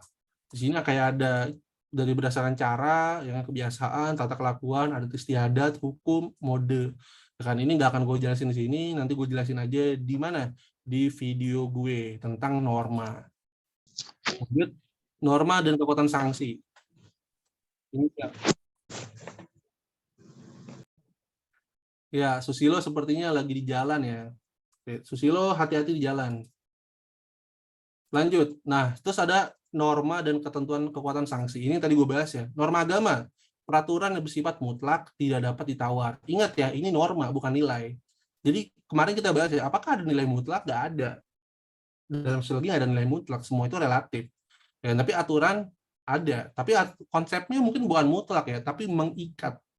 Gitu ya. Jadi sebenarnya di sini apa? Yang sifatnya mengikat ya. Mutlak. Mutlak itu kalau dalam konteks agama dia itu nggak boleh diganti-ganti. Gitu ya. Jadi agama itu seperti kayak nilai yang ribuan tahun itu nggak pernah direvisi. Dan contohnya gini, agama Kristen umurnya berapa tahun? Gitu. Coba di sini siapa yang Kristen? Dan silahkan angkat tangan, mungkin bisa tuh fitur angkat tangan. Coba, kalau nggak ada yang ngaku Kristen, otomatis Islam ya. Maksa login berarti ya. Coba siapa aja yang Kristen? Kalau lihat dari nama-namanya sih Yohan, kemudian Aulia, Ayu, Cio, ini kayak Kristen ya, Dayena, Adit gitu ya. Naura. Ya, jadi gitu ya. Contoh gini, Lek. Kristen, ya kan, itu kan norma ya. Nilai solid norma. Kita nggak bilang kekristenan ya, Nasrani, Katolik. Itu umur udah ribuan tahun. Ya kan, kita mengukur Masehi itu berdasarkan kelahiran Yesus Kristus. Ya kan, meskipun Yesus Kristus sendiri ya kan, ya dia mulai terkenal itu 40 tahun setelahnya, atau berarti 40 Masehi. Anggaplah gitu ya. Tapi apa? Kita bisa lihat bahwa keruntuhan ajaran Katolik atau pembenaran, koreksi terhadap ajaran Katolik itu terjadi kapan? Di abad keberapa? Di abad ke-19. Artinya apa? Setelah 1900 tahun, akhirnya ajaran Katolik direvisi. Yang tadinya mengharamkan lukisan, yang mengharamkan patung, akhirnya kita lihat hampir di semua gereja Katolik patung itu ada. Lukisan itu paling mentereng itu di gereja Katolik. Ya kan? Kemudian apa? Setelah ribuan tahun, ya kan, kita lihat bahwa pendeta, pastor, romo, ya kan, atau mungkin apa ya, biarawati itu nggak menikah, akhirnya kita lihat di dalam Protestan mereka menikah, gitu ya. Ya kan, jadi apa? Norma dan kekuatan sanksi pun bisa berubah, ya kan? Kenapa bisa berubah? Karena ada nilai yang berubah, gitu. Jadi bisa dibilang bahwa norma agama pun nggak mutlak amat, gitu. Kenapa? Ya dulu ketika Nabi Muhammad ada, ya kan, aturan itu didasari pada apa? Pada Quran dan hadis aja. Tapi sekarang apa? Bang, Romo kenapa nggak boleh nikah? Ya karena kan hidup selibat, ya kan, orang-orang suci, ya kan, atau para santo itu nggak boleh menikah karena mereka sudah menikah dengan Tuhan. Ya kan? Mereka sudah menikah dengan Tuhan. Ya sebenarnya orang-orang Islam pun menganggap bahwa Allah itu kekasih, gitu kan. Ya kan, jadi nggak jauh beda lah ketika misalnya kita menganggap Tuhan Bapa. Ya, jadi ketika orang Kristen itu menganggap Allah itu Bapa, ya orang Islam itu lebih ekstrim ya. Orang Islam itu menganggap Allah itu kekasih. Ya kan? Jadi baik karena kita menganggap Allah itu bukan laki-laki dan perempuan, ya kan? Jadi baik laki-laki dan perempuan dalam Islam pun boleh menganggap Allah itu kekasih. Gitu. Jadi itu lebih ke beda dalam segi konteks bahasa aja. Gitu. Kenapa sih kita menganggap Allah itu Allah Bapa? Bahkan hampir semua agama ya, semua agama pagan itu melihat Tuhan tertinggi itu sebagai Bapa. Contoh, ya kan, dalam kepercayaan Nordik, ya kan, Thor itu siapa? Thor Odinson. Artinya apa? Thor anaknya Odin. Dan Odin pun sebut All Father atau apa bapak dari semua. Ya kan? Bahkan ketika kita bilang Zeus, Zeus itu apa? Ayah dari semua. Mungkin bukan bapak tapi ayah. Kenapa? Karena Zeus menikahi banyak orang. Ya kan? Menikahi manusia, menikahi hewan, menikahi dewa, ya kan? Hampir semua jenis makhluk di dunia ini, ya kan, bahkan di alam semesta pernah menikah dengan Zeus. Gitu ya. Terus apa? Ra. Ra itu adalah bapak dari dua dewa utama. Yaitu siapa? Osiris, ya kan? Osiris dan lupa gue siapa. Gitu. Intinya apa? Tapi kalau kita lihat semuanya itu di puncaknya itu adalah laki-laki. Ya kan? Bahkan Amaterasu, ya kan? Itu pun apa? Dewa tertingginya itu laki-laki. Dan hampir semuanya melihat dari segi sudut pandang laki-laki, bapak, kayak gitu. Ya kan? Bahkan Allah pun dibilang kan bapak di surga. Gitu. Kita menyebut Allah kekasih. Gitu kan. Bahkan ya dalam sudut pandang Jawa, orang Jawa itu mengklaim Allah itu laki-laki. Kenapa? Gusti. Gusti itu sebutan untuk laki-laki, bukan untuk perempuan. Kita bilang Gusti Allah. Ya kan? Dan artinya secara langsung kita menganggap Allah itu laki-laki. Ya kan? Bahkan semua sifat Allah, ya kan, yang kita lihat ya, Maha Pengasih, Maha Penyayang, itu mungkin bisa laki-laki dan perempuan, tapi Maha Perkasa dan segala macam itu sifat-sifat apa? Sifat-sifat maskulin. Ya kan? Ini gue bukan ngomong agama ya, ini gue ngomong sudut pandang sejarah dan sosiologi. Bagaimana masyarakat itu menganggap Tuhan, kayak gitu. Ya kan? Jadi ya itu ya. Kenapa sebetulnya mungkin kita ganti ya, norma agama bukan mutlak, ya kan? Tapi lebih ke absolutism. Artinya apa? Lebih ke tinggi banget gitu ya, di atas norma yang lain. Tapi kalau dari segi sanksinya, norma agama itu justru menurut gue paling abstrak, ya kan? Kenapa abstrak? Ya hukuman kalau kita melanggar norma agama itu nggak langsung, ya kan? Meskipun ya Allah pun bilang bahwa mungkin hukuman itu bisa terjadi di dunia atau di akhirat, ya kan? Tapi nggak ada yang bisa membuktikan bahwa apa yang terjadi kepada seseorang itu ada dasar hukuman dari Tuhan, ya kan? Nggak ada, kayak gitu. Terus norma hukum, ini aturan yang dibuat lembaga-lembaga tertentu, misalnya pemerintahan. Nilai kesopanan, ini di keluarga. Kelaziman itu hal yang umum atau enggak. Kesesuaian, ya kan? Ini lebih ke melanggar akhlak atau enggak. Gitu. Nanti gue bahas lebih lanjut di mana? Di video gue. Ciri-ciri norma, umumnya tidak tertulis. Norma hukum selalu tertulis, Kak. Ketika kita bilang norma hukum, itu tertulis. Kenapa? Norma hukum yang kita maksud adalah norma adalah hukum resmi ya, berarti hukum negara. Makanya dibilang umumnya tidak tertulis. Kita lihat, ulang ya. Kenapa dibilang umumnya tidak tertulis? Karena apa? Dari semua nilai yang di sini, yang tertulis itu cuma norma hukum. Ya, jadi yang tertulis cuma norma hukum. Apakah norma agama tertulis? Pada dasarnya enggak. Ayo, pada dasarnya enggak. Ya, yang menulis Alkitab itu bukan Yesus. Ya kan? Yang menulis Alkitab itu siapa? Santo Petrus. Ya kan, yang menulis Al-Qur'an itu bukan Nabi Muhammad. Yang mulai mengide nulis Al-Qur'an itu Umar bin Khattab. Tapi yang menyelesaikan tulisan Al-Qur'an itu dimulai dari zaman Ali bin Abi Thalib sampai Utsman bin Affan. Ya kan, jadi Nabi Muhammad ya kan nggak pernah ngide Al-Qur'an suruh ditulis. Ya kan? Kayak gitu ya. Ya kan? Jadi apa pada dasarnya nggak ada ya kan norma agama yang ditulis. Bahkan Weda sendiri nggak pernah ada perintah ditulis. Tapi siapa yang nulis Weda? Yang nulis Weda itu gue lupa ya. Kalau nggak salah Resi Bharadwaja gitu ya. Gitu yang nulis 5 Weda itu Resi Bharadwaja.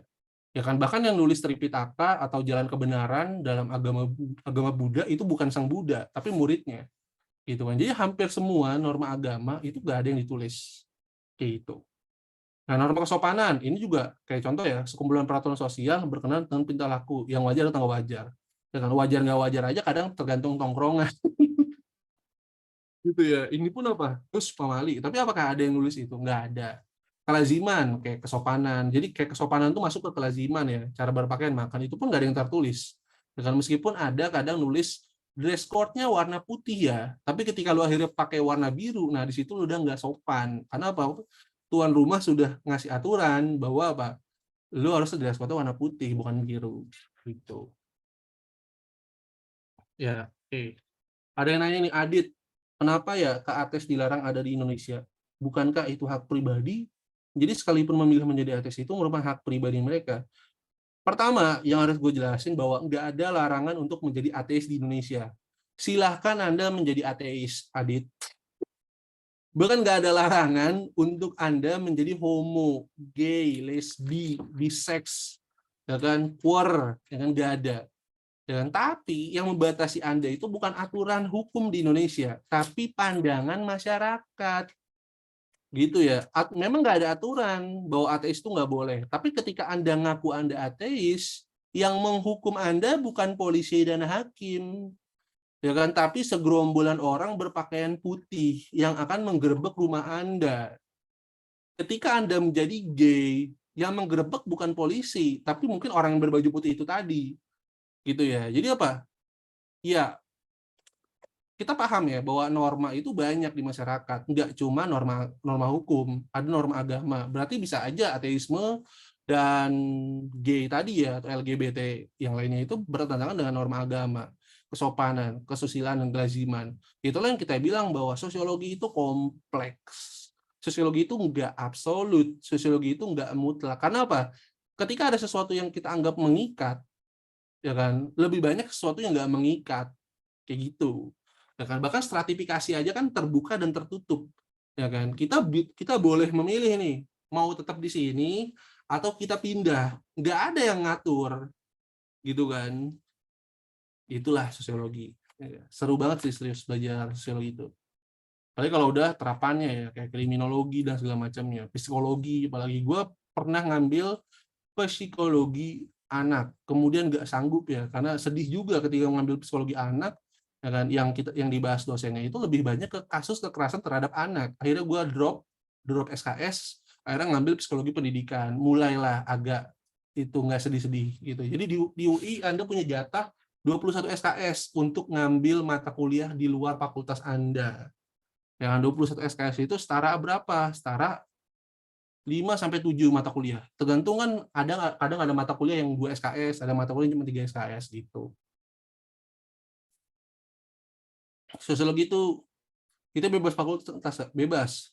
Gitu, contoh ya, ada anak sejarah pernah ngambil ilmu komputer.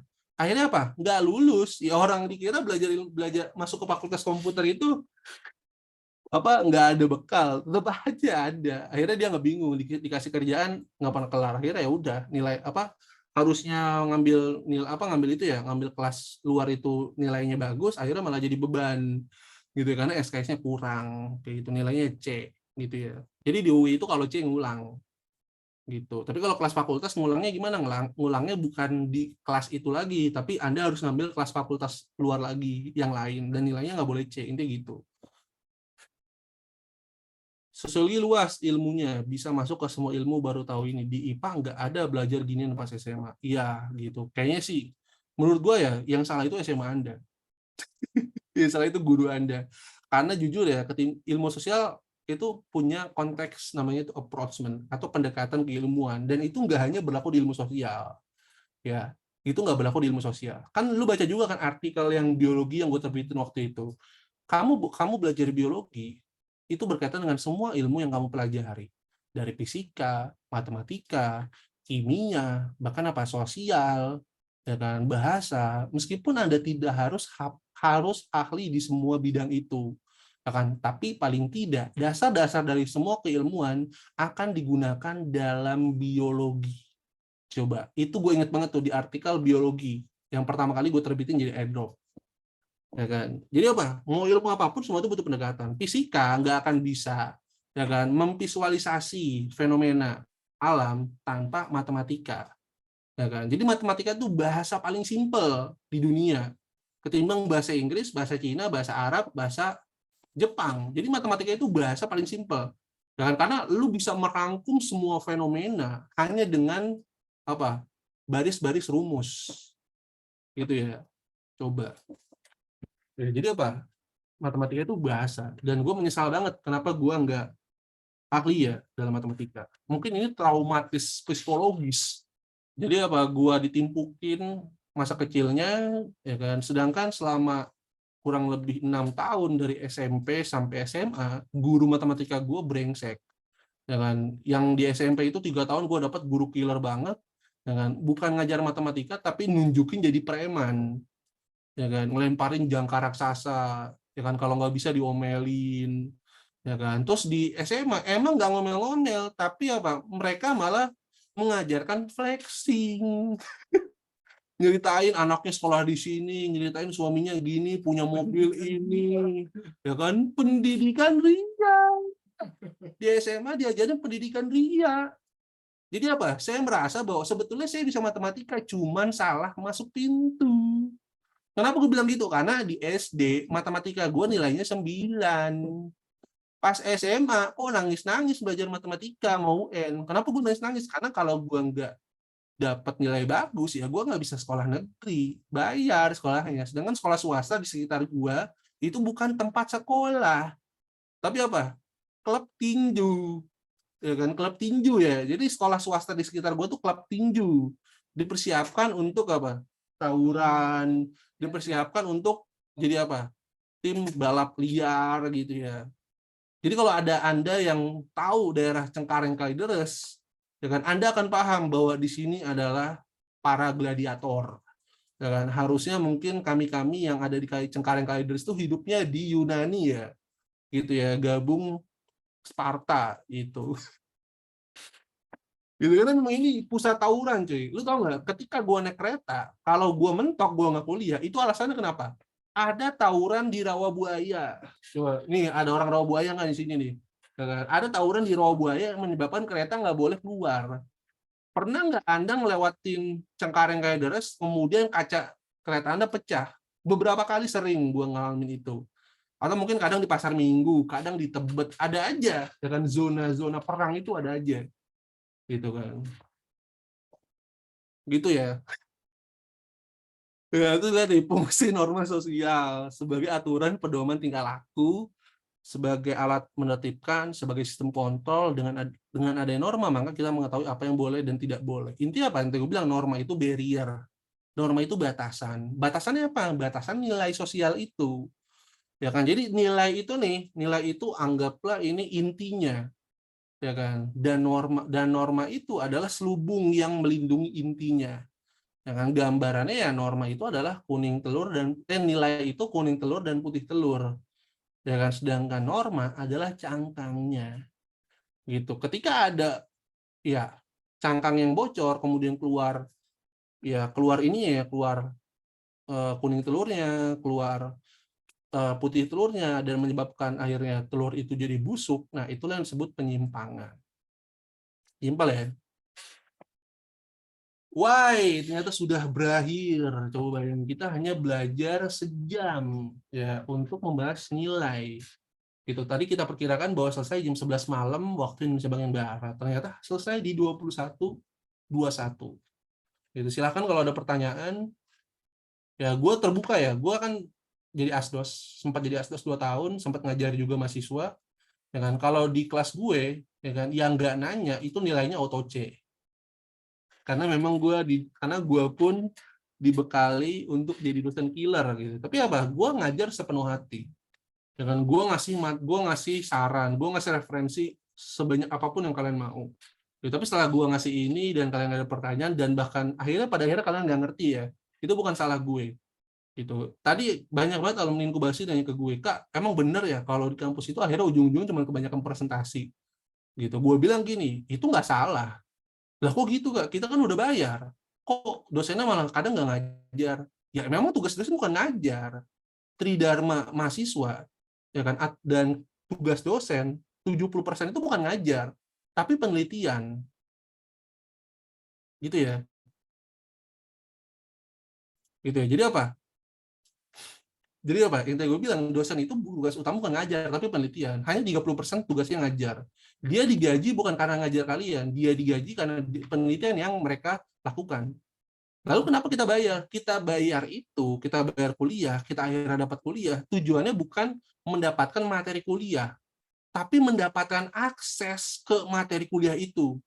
Kita akhirnya bisa baca jurnal, kita akhirnya bisa dapat ilmu dari dosen, kalau kita rajin kita ngubungin dosen itu. Ya kan, lu bayangin, gue bilang sama Satrio Aji tadi kan, kalau lu bukan mahasiswa UGM, lu mau ngakses jurnal tebal 8 halaman aja, itu harganya $100. Gampang carinya, cobain nyari, ya kan, di apa di JSTOR, ya kan, di Cambridge Score itu harganya 40 sampai $100 untuk satu jurnal. Ketika lu jadi mahasiswa UGM mau lu download 1000 jurnal pun nggak bayar. Coba. Nah, kalau dikalkulasin itu lebih dari apa? Lebih dari harga kuliah lu. Ya kan? Itu gue bilang, dosen itu, ya kan, dosen, ya kan, itu kuliahnya mungkin udah banting tulang, udah keluar negeri, ya kan, atau dia kuliah di dalam negeri sampai potong-mating. Dan akhirnya kalian punya kesempatan untuk ngobrol sama dia. Kalau kalian bukan mahasiswa, boro-boro bisa ngobrol. Boro-boro kita bisa interaksi sama dosen. Gitu. Ya kan? Itu ya. Gitu. Jadi dari awal gue udah memahami, ya kan, bahwa tujuan gue kuliah itu justru mendapat akses ke situ, bukan mendapatkan materi, tapi mendapatkan akses ke materi itu. Gitu ya. Ini gue kasih paham nih ke kalian juga nih. Coba ada yang nanya nih. Apa bedanya usage sama Volkswagen? Usage secara adalah suatu bentuk perbuatan tertentu dilakukan oleh individu dalam masyarakat. Volkswagen, kebiasaan yang perbuatannya terjadi berulang-ulang dan mempunyai tujuan jelas yang dianggap baik oleh masyarakat. Sebenarnya gini ya intinya. Kalau Volkswagen itu didasarkan pada kebiasaan. Maksudnya kebiasaan itu apa? Sesuatu yang terjadi berulang-ulang. Ya kan? Sedangkan usage itu bukan sesuatu yang terjadi berulang-ulang, tapi sesuatu yang disepakati. Gitu ya. Makanya itu disebut cara atau perbuatan. Dan cara atau perbuatan ini disepakati, bukan didasarkan pada sesuatu yang berulang-ulang. Gitu. Contoh gimana? Nyontek. Itu bisa jadi nilai dan norma yang biasa. Ketika kita hidup di masyarakat yang biasa seperti itu. Tapi apakah secara perbuatan itu benar? Salah. Gitu ya. Makanya nanti ada penyimpangan yang positif, ada penyimpangan yang negatif. Nanti kita pelajari. Ada penyimpangan primer dan non primer dan sekunder. Gitu ya. Siapa yang mau jadi Gamada? Oke, itu ya. Cara bedain darah daging sama norma kebiasaan. Ya, jangan disamain karena nilai sama norma beda ya untuk siapa Arundaya. Gitu. Jadi nilai mendarah daging itu ya itu pandangan kita yang fanatik. Ya kan? Yang ketika kita misalnya nggak menjalani itu, kita merasa bukan kita. Gitu. Contoh gimana nilai mendarah daging ya? Gue contohnya agama, makan babi. Ketika orang Islam makan babi, dia udah merasa dia itu kayak bukan Islam. Gitu kan? Sedangkan kebiasaan itu dibentuk dari sesuatu yang udah terbiasa, sesuatu yang kita anggap lumrah. Kayak gitu. Nah, jadi beda banget secara bobot aja udah beda. Benefit kuliah dulu apa aja Kak? Selain belajar, beda prodi dari prodi kita. Gue nggak bisa ngasih tahu, ya, karena gue merasa gue nggak pernah dapat benefit apapun di UI ya. Gitu kenapa? Karena tolak ukurnya benefit itu untung rugi. Ketika gue akhirnya datang ke UI, akhirnya gue jadi mahasiswa di sana, gue nggak pernah merasakan untung dan rugi apapun. Yang gue selalu dapat adalah bahwa pengalaman ini nggak ada harganya. Gitu ya. Sedangkan benefit itu diukur dari sesuatu yang berharga atau enggak. Bahkan sampai sekarang pun gue masih berpikiran untuk kayaknya nggak apa-apa deh gue nggak kuliah di luar negeri. Karena yang lebih gue kangenin itu adalah proses belajarnya. Gitu. Gue selalu terpukau dengan dosen-dosen gue. Mas Agus, Mas Bondan, Mas Iskandar, Prof. Santo. Dengan gue selalu, kalau mungkin SMA ya, agak sedih nih. Kalau SMA itu mungkin gue nggak dapat banyak sosok ya. Mungkin cuma beberapa guru aja yang support terhadap masa depan gitu ya, support terhadap impian. Tapi hampir semua dosen di UI, dosen yang gue kenal ya kan, itu mayoritas mereka itu peduli dengan hal itu, ya kan. Makanya apa? Ketika anak sejarah itu mungkin banyak anak sejarah itu bingung ya nanti kuliah itu mereka tuh nanti lulus itu ngapain gitu. Dan dosen-dosen sejarah di UI, dosen-dosen UI ya mungkin umumnya, ya kan mereka nggak akan bilang udah kamu jadi sejarawan aja segala macam. Ketika lu masuk sejarah UI, dosen UI juga dosen sejarah gue udah bilang mungkin banyak dari kalian masuk sini hanya karena UI-nya dan kami nggak menyalahkan itu. Ya kan? Tapi cobalah untuk belajar di sejarah bukan untuk belajar sejarah, ya kan? Tapi belajar prinsip sejarah. Gitu. Sama kayak kita belajar agama. Kita belajar agama harusnya bukan berpatokan pada aturan, bukan pada sistem, tapi berdasarkan prinsip agama. Prinsip agama apa sih? Prinsip kita menjadi orang Islam itu apa sih? Kan simpel. kita mengutip pendapat Nabi Muhammad yang bilang bahwa Islam, diriku Nabi Muhammad, ya kan, diturunkan ke muka bumi untuk memperbaiki akhlak. Simple, ya kan. Akhlaknya apa? Ya kan, dari kasar menjadi halus, ya kan, dari selalu curiga menjadi berpandangan positif, ya kan, dari yang memukul jadi merangkul gitu. Ya kan? Jadi Nabi Muhammad lebih mengajarkan prinsip. Apakah ada sistem ekonomi Islam? Nggak ada. Nggak ada sistem ekonomi Islam, tuh nggak ada. Adanya prinsip ekonomi dalam Islam. Jadi ekonomi Islam itu bukan sistem dalam Al-Quran, bukan sistem dalam hadis. Nggak ada hadis atau Al-Quran, ayat Al-Quran yang bilang ya secara tekstual, ya kan, bikin ekonomi Islam atau sistem ekonomi Islam seperti ini, nggak ada. Tapi prinsip ekonomi dalam Islam, dan itu yang kemudian akhirnya dalam fikih, ya kan, kemudian dalam ijtihad, ya kan, akhirnya dibentuk namanya ekonomi Islam, kayak gitu. Nilai mendarah daging itu nilai yang turun-temurun bukan sih, Kak? Bisa jadi iya, gitu ya. Karena nilai mendarah daging bisa kita dapat dari proses sosialisasi, ya, dari proses awal di ini ya, di dalam keluarga, seperti agama, pandangan baik dan buruk, bisa juga di jalan. Misalnya ideologi politik. Ideologi politik kan cenderungnya fanatik. Apakah itu didapatkan dari lahir? Apakah dari lahir Anda sudah didoktrin sama ayah Anda? Ingat ya, Nak, sejak Anda lahir sampai dewasa, Anda harus memilih banteng. Apakah dari lahir Anda sudah didoktrin untuk mencoblos banteng? Kalau iya, berarti politik itu adalah nilai yang diturunkan dari lahir. Jadi nilai mendarah daging nggak harus dari lahir, tapi bisa aja yang ketemu di jalan. Kayak ideologi, ya kan, fetis, ya kan. Fetis itu apa? Ya simpelnya adalah kriteria kita melihat pasangan, gitu kan. Itu mendarah daging juga loh. Contoh gue bukannya menjelek gue bukan yang nggak suka sama orang gemuk, atau gue nggak punya pandangan baik terhadap orang gemuk, tapi gue emang fetis gue itu adalah gue itu suka sama perempuan yang kurus, deh itu aja kan. Bahkan ya cewek gue pernah dilecehin gitu ya, si Rahma, dibilang, lu kok ngapain sih pacaran sama Lidi gitu, kata dia, ya kan, kurus banget gitu. Bahkan teman gue sampai ada yang gue tabok gara-gara ngomong bahwa ini lu demen amat tete, nggak punya tete juga, pada kata dia. Brengsek kan, kayak gitu, ya kan.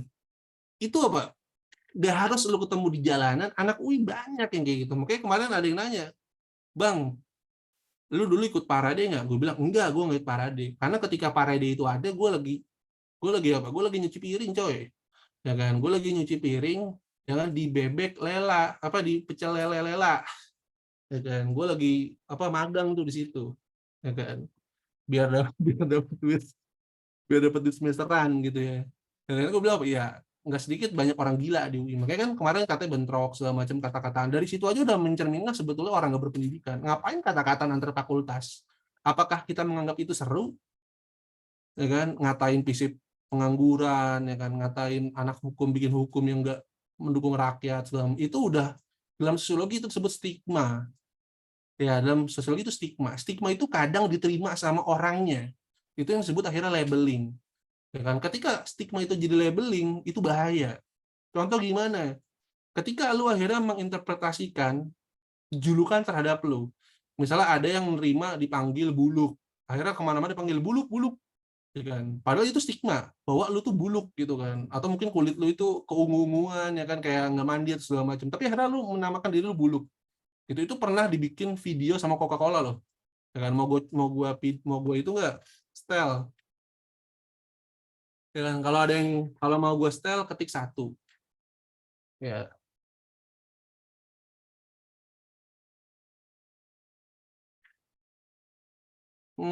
Kenapa di Indonesia ilmu sosiologi ini kurang diminati, Kak? Padahal asik banget kalau dipelajari lebih diam. Apa di negara-negara barat ilmu sosiologi juga kurang diminati? Ilmu sosiologi di barat itu jadi mata pelajaran wajib di SMA, gitu ya. Jadi justru ilmu sejarah, ilmu sosiologi, geografi, fisika itu jadi ilmu dasar ketika mereka itu harus kuliah. Ilmu-ilmu terapan tuh justru kayak kimia, biologi, matematika, bukan matematika ya, kimia, biologi, ekonomi itu ilmu yang terapan. Kayak gitu. Jadi sosiologi ya kan, di barat itu diajarkan dari kelas 1 TPA. Itulah yang disebut sebagai pembelajaran moral. Itu yang diajarin di Jepang, ya kan, ketika Anda masuk TK. Jadi ketika masuk TK, kalau di Indonesia, masuk TK itu tujuannya biar cepat bisa baca. Jadi SD dia bisa baca. Sedangkan di Jepang, diajarinnya tuh apa? Kalau TK sama SD, diajarin cara nyebrang jalan, diajarin cara naik bus, diajarin cara nyuci piring, diajarin ngepel pakai tangan. Gitu. Meskipun mereka nggak ada budaya salim ya, tapi mereka lebih aware terhadap apa? Terhadap sopan santun. Itu yang diajarin dari SD, SMP, sampai SMA. Jadi sejahat-jahatnya Anda, seburuk-buruknya Anda, kalau Anda ngeliat film Korea sama film Jepang, mereka selalu membusungkan badan mereka. Gitu ya. Itu bukan menyembah. Kalau makanya kan ada Seikere ditentang sama Kiai Haji ini segala macam karena dianggap menyembah dewa matahari. Bukan menyembah, tujuannya menghormati. Gitu ya. Satu. Oke, kita lihat ya di YouTube apakah masih ada.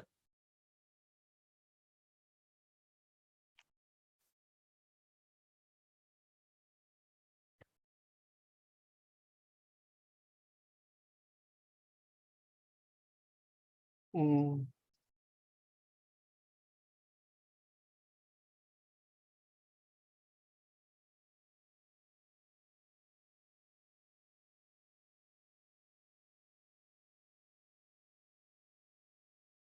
Buset.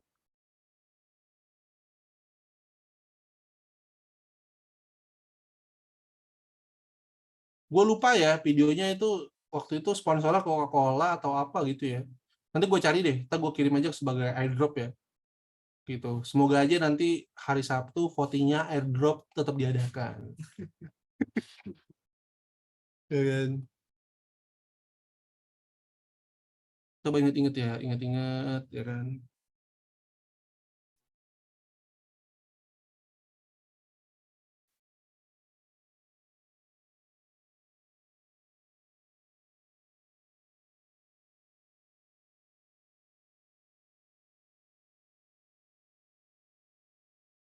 Bukan ini, ada pokoknya. Gue lupa, entar gue cari ya.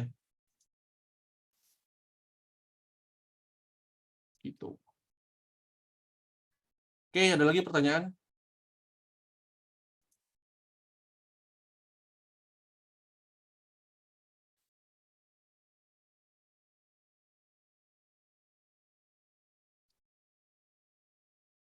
Bedanya orang Indonesia dan orang negara lain itu judge. Orang Indonesia serba menjudge, agak nggak make sense menurut dia langsung ngejudge. Lu sependapat nggak Kak dengan pernyataan gue ini?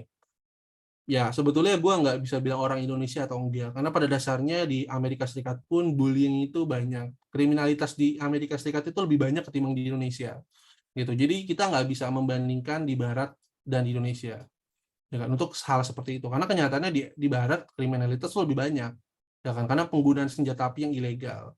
Tapi yang kita harus pahami adalah bahwa sistem di Barat itu sudah mapan ketimbang di Indonesia. Dengan sistem yang sudah mapan aja, hal seperti itu ya, penyimpangan sosial, itu tetap ada. Konflik yang melibatkan darah itu banyak. Lalu apa? Di Indonesia, ini kita tinggal nunggu bom waktu aja. Dan kita tinggal nunggu bom waktu. Contohnya apa? 2030. 2030 itu dianggap sebagai apa? Bonus demografi. 2030. Rasisme di India sama di Amerika parah mana? Parahan Amerika. Karena kalau di India, rasisme itu berkutat masalah Islam sama Hindu aja. Tapi kalau di Amerika, rasisme itu dari kulit, dari agama, ya kan, dari asal-usul negara. Bahkan kalau lu tahu ya kan sekarang Perdana Menteri Inggris yang baru itu dari India. Itu lagi dirasis-rasisin banget di Inggris ya, bahwa kok Perdana Menteri Inggris kulitnya nggak putih, kok Perdana Inggris justru bukan orang Inggris, ya kan, kok Perdana Menteri Inggris dari orang India dari orang India yang kastanya rendah, bahkan kasta yang nggak berlaku di Inggris, itu jadi perbincangan. Coba, ketika akhirnya apa? Ada orang yang naik, tapi bukan sesuai dengan pandangan orang Inggris gitu. Ya iyalah, kalau Amerika sama Malaysia pasti masih rasisan Amerika. Di Malaysia, masalahnya itu sama. Kalau di Indonesia kan masalahnya lebih ke agama, ya kan, Islam atau bukan.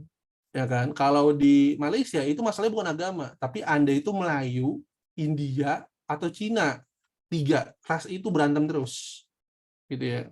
Itulah itu ya, bonus demografi. Ini hal yang dibahas di sosiologi. Ya kan?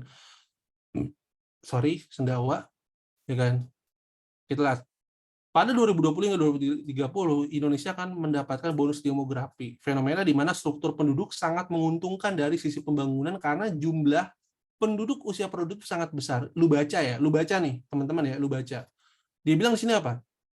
Nih, dari sisi apa? Jumlah penduduk usia produktif. Jumlah penduduk usia produktif itu dari usia 18 sampai 65 tahun kalau di Indonesia. Tapi dilihatnya itu dari jumlahnya, bukan kualitas penduduk usia produktif. Coba lu bayangin. Ya kan? Jadi buat perempuan, Anda akan lebih susah cari suami yang tanggung jawab. Itu anak kelihatan dari peserta alternatif aja, laki-laki itu cuma 20% penurunan kualitas laki-laki. Ya kan? Jadi kalau Anda mungkin tingkatan lebih tinggi atau segala macam, terus Anda lebih suka cowok yang nakal tapi ganteng, siap-siap aja pendidikan Anda nggak akan terpakai di situ. Di sekitar rumah gua lagi berlaku kayak gitu. Istrinya S1 ya kan, terus nikah sama suaminya SMA. Memang mereka pacaran dari SMA. Ujung-ujungnya apa? Istrinya nggak boleh kerja. Ya kan? Sedangkan suaminya kerja serabutan. Kalau istrinya mau kerja ditampar. Namparnya depan gua lagi pernah, anjir. Apakah gue berani kayak ngomong gini-gini segala macam, ya kan? Jujur gue berani, cuma apa? Gue nggak peduli, ya kan? Karena apa? Kepedulian gue itu dianggap salah di lingkungan masyarakat gue ya, gitu. Karena dianggap campur urusan rumah tangga orang. Jadi apa? Lebih baik ya perempuan itu mati digebukin suaminya, ya kan? Ketimbang apa? Dia itu mungkin masih selamat gara-gara gue bantuin, ya kan? Jadi akhirnya nanti Indonesia mirip-mirip India nih. Ya kan? Ingat jumlah usia produktif banyak tapi manusianya nggak produktif, ya kan? Ciri-ciri orang nggak produktif itu ketika dia ya, ini bukan kata gue loh, ya kan? Ini kata studi orang-orang barat, ketika dia menempatkan uang sebagai tujuan hidup, bukan uang mencapai tujuan hidup. Di semua buku tentang personal branding, ya kan, tentang self development, ya kan, orang rakus identik dengan uang. Jadi mereka kuliah tujuannya biar dapat pekerjaan yang baik, ya kan? Bukan kuliah tujuannya apa? Untuk meningkatkan kualitas hidup, ya kan? Kemudian mencari uang untuk mendapatkan tujuan-tujuan yang baru, bukan itu, ya kan? Makanya apa? Ketika ada orang yang nanya, Kak, prospek pekerjaannya lebih enak mana nih? Jurusan ini, jujur gue nggak bakal jawab, ya kan? Tapi kalau lu tanya, kira-kira lu potensinya dengan bisa survive di mana? Mungkin gue ada saran, itu ya.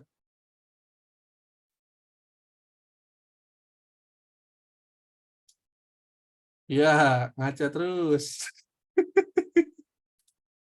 Ya, lanjut ya. Coba, ada pertanyaan lain nggak?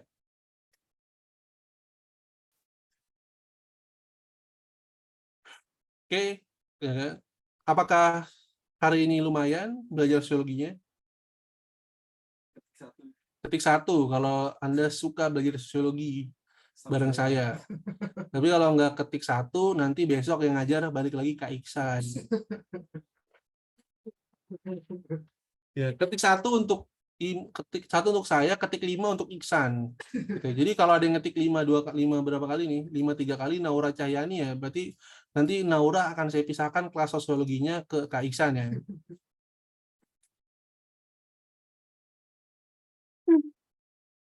Ya, privat ya, oke Kak Iksan. Boleh. Nanti berawal dari privat ya kan, berakhir di pelaminan. Amin. Ya. Iya, gitu ya. Aura juga amin. Oke, sip. Ya, nih buat Anda ya yang berpikiran kerja itu jadi tujuan, ya kan, silahkan lihat Job Street, ya kan.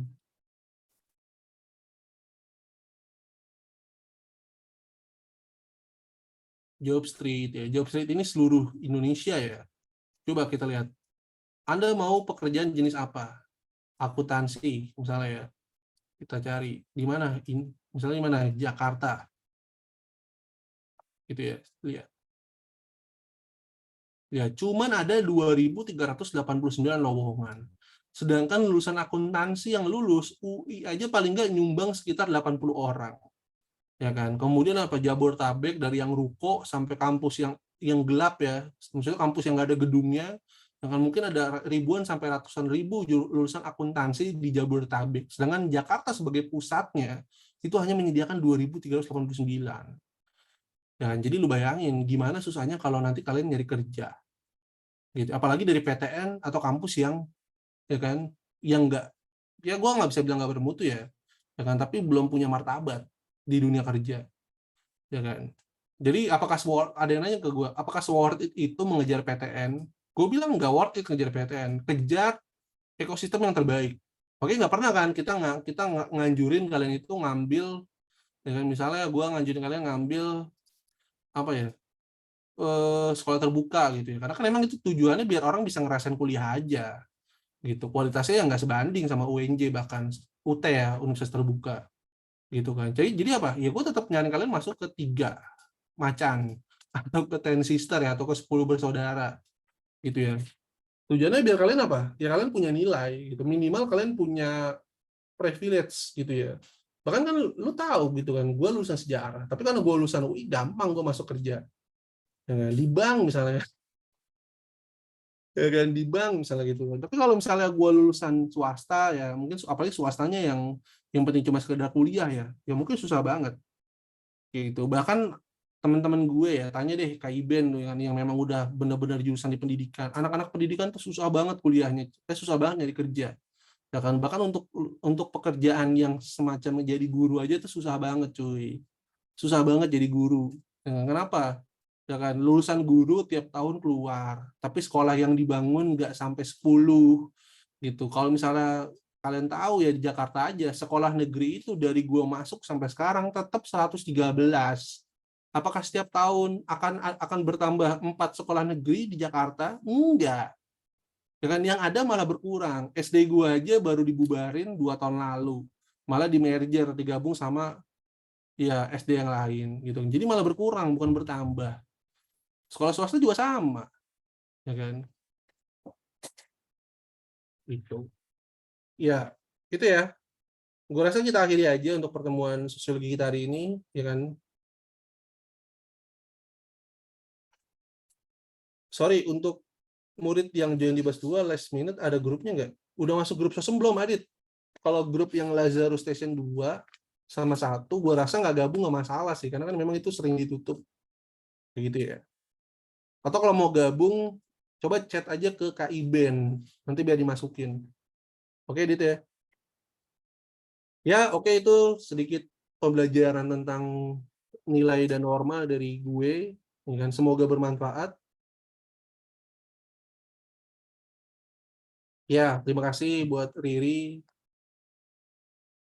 Ya kan, buat semua teman-teman semua, terima kasih. Ya kan, semoga kita masih bisa belajar TKA 4 bulan. Ingat ya, ini semua tergantung voting di hari Sabtu. Itu. Terima kasih. Sampai jumpa di pertemuan selanjutnya. Di hari Senin ketemu gue lagi. Jadi besok seminggu itu bakal ketemu gue 3 kali. Ekonomi, sosiologi, sejarah.